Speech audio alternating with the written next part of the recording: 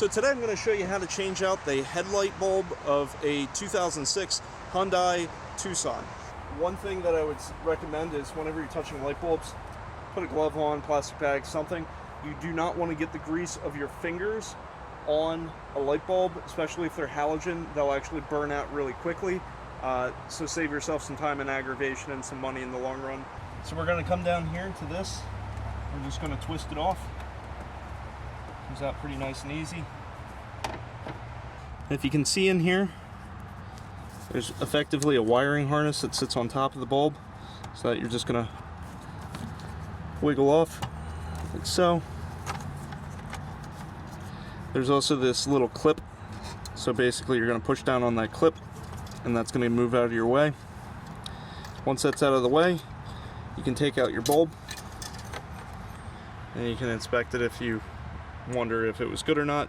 If it was bad, you would see some brown marks, and basically the higher the low beam, those little coils on the inside would be busted.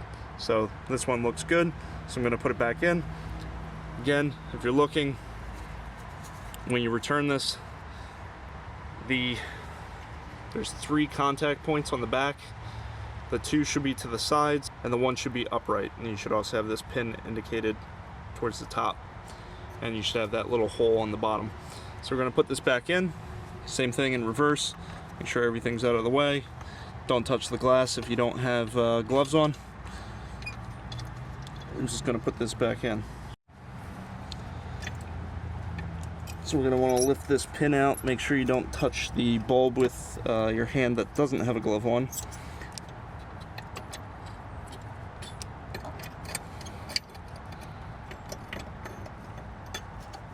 Okay.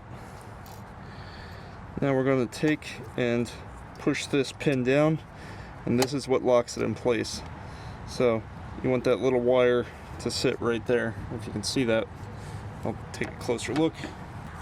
So you really want this pin, this little retaining clip, to come underneath and snap in there. That's what's going to hold this nice and firm. Now we're just going to reconnect the wiring harness and push it in. It should be good. Come back, replace the cap.